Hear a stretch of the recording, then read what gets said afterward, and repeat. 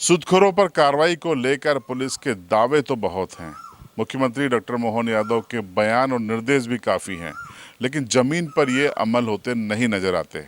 नतीजा, झाबुआ में 46 साल के एक युवक ने बीती 23 मई को सुसाइड कर लिया और सुसाइड नोट में उसने वजह भी बता दी कि पुलिस को दिए गए आवेदन पर कोई कार्रवाई नहीं हुई। नतीजा, अब उसके पास कोई विकल्प नहीं है। पुलिस ने अब जांच के बाद 6 लोगों के खिलाफ आत्महत्या के लिए प्रेरित करने का मामला दर्ज किया है। देखिए पूरी रिपोर्ट। ये तस्वीरें उस मकान की है जिसमें झाबुआ के शशिकांत खत्री रहा करते थे। मोबाइल की एक दुकान है, इससे अपना घर परिवार चलाते थे। ये बीते कुछ सालों में सूदखोरों के चंगुल में फंस गए। चक्रवृद्धि ब्याज का ऐसा चक्र चला कि इन पर लाखों रुपए का कर्ज हो गया। जब पुलिस को बीती 26 अप्रैल को इन्होंने एसपी झाबुआ को आवेदन देकर कुछ नाम दिए और कहा कि इन सूदखोरों से उसे बचाया जाए, जरूरत से ज़्यादा उसे परेशान किया जा रहा है, लेकिन कोई एक्शन नहीं हुआ। फिर उसके बाद 3 मई को उन्होंने टीआई झाबुआ को आवेदन दिया और कहा कि एसपी को आवेदन देने के बाद उनकी परेशानी और बढ़ गई है, उन पर और दबाव बनाया जा रहा है, कुछ एक्शन लीजिए। लेकिन पुलिस खामोश रही, पुलिस ने कोई एक्शन नहीं लिया। जब दबाव बना तो अंततः शशिकांत दबाव में टूट गए और बीती 23 मई को उन्होंने सुसाइड कर लिया। इस पूरे मामले के सामने आने के बाद पुलिस बैकफुट पर आई और पुलिस को लगा कि इससे शहर में गुस्सा पनप सकता है। पुलिस ने जांच के बाद अब 6 लोगों को आरोपी बनाया है और उनकी गिरफ्तारी की तैयारी कर रही है। ये 6 लोग कौन हैं, हम आपको बताते हैं। जिन 6 लोगों को पुलिस ने आरोपी बनाया है उनमें दिनेश पिता नाथूलाल घोड़ावत, नीलेश पिता नाथूलाल घोड़ावत, ललित पिता रणछोड़ राठौर, विक्रांत उर्फ विक्की पिता धीरेन्द्र जैन, सुभाष चंद्र पिता मांगीलाल झोझा, जितेंद्र उर्फ जीतू पवार। ये वो तस्वीरें हम आपको दिखा रहे हैं इन सभी 6 लोगों की जिनको पुलिस ने आरोपी बनाया है। इन सब की प्रताड़ना से तंग आकर उसने अपनी जीवन समाप्त किया है। ये पुलिस की प्राथमिक जांच में भी साबित हुआ है, लेकिन काश ये पुलिस जांच पहले कर लेती तो शायद शशिकांत आज जिंदा होता। बहरहाल इस पूरे मामले में एसपी झाबुआ का ये बयान सुनिए। बिल्कुल ऐसा आपका कहना सही है कि झाबुआ कोतवाली में एक 306 आत्महत्या के दुष्प्रेरण का मामला पंजीबद्ध किया गया है। इसमें जो मृतक है वो उसने पहले ही काफ़ी शिकायत की थी कि उनके द्वारा कुछ लोगों के द्वारा उसको जो उसने कई लोगों से पैसा उधार लेकर रखा तो पैसे की मांग के कारण बार बार उससे मांगा जा रहा है, उसको परेशान किया जा रहा है।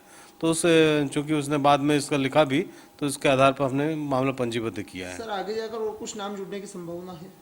अब जैसे जैसे तथ्य आएंगे उसमें आगे विवेचना में तो वैसी कार्रवाई की जाएगी। तो आपने एसपी झाबुआ को सुना कि क्या कार्रवाई की गई है।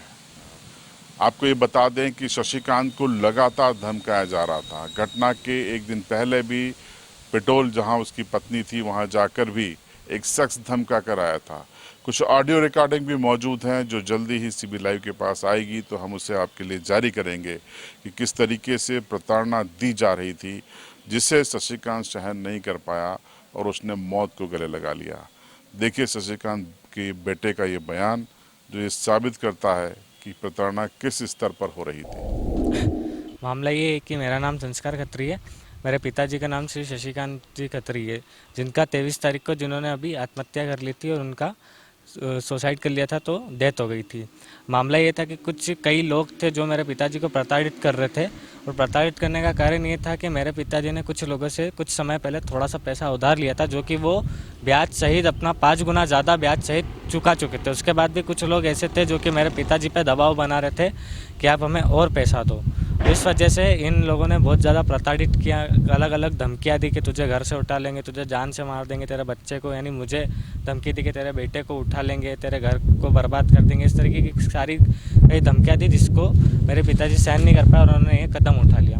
अब यही मांग है कि पुलिस प्रशासन हमारा साथ दे, हमको न्याय दिलवाए, क्योंकि आज से 1 महीने पहले मेरे पिताजी ने आवेदन दिया था एसपी साहब को। उस आवेदन देने के 8 दिन बाद उन्होंने टीआई साहब को भी आवेदन दिया था, लेकिन 1 महीना हो चुका था, पुलिस प्रशासन ने कोई कार्रवाई नहीं की थी। पुलिस प्रशासन भी इसमें कहीं ना कहीं गलती है पुलिस प्रशासन की भी। अगर पुलिस प्रशासन कुछ कार्रवाई करती तो आज मेरे पिताजी की जान बच सकती थी। कहने को झाबुआ जिले में अधिसूचित क्षेत्र है और साहूकारी अधिनियम लागू है, लेकिन सूदखोरों से बचाने के लिए कोई भी एफर्ट न तो पुलिस प्रशासन करता है न ही अन्य विभाग करता है। आम लोग जन दबाव में चुप रहते हैं, प्रताड़ना को सहते हैं। लेकिन शायद शशिकांत की हिम्मत पर पुलिस ने अगर एक्शन लिया होता, समय रहते लिया होता, तो शशिकांत आज जिंदा होता, अपने परिवार के साथ होता। इस खबर को दिखाने का उद्देश्य सिर्फ यही है कि शासन और सिस्टम और पुलिस जो गंभीर आवेदन है उस पर गंभीरता दिखाएं, समय रहते कार्रवाई करें, प्री पुलिसिंग करें, तब तो मतलब है। बाद में लकीर पीटने से कोई मतलब नहीं होता। अब इन 6 लोगों की गिरफ्तारी भी हो जाएगी, कार्रवाई भी होगी, कोर्ट में केस कितना टिकेगा नहीं टिकेगा अलग विषय है, लेकिन शशिकांत तो इस दुनिया से चला गया। आप क्या सोचते हैं इस मुद्दे पे कमेंट बॉक्स में जरूर बताएं। इसकी फॉलो स्टोरी अगर ऑडियो हमें मिलते हैं तो आपको जरूर बताएंगे। देखते रहिए CB लाइव पर।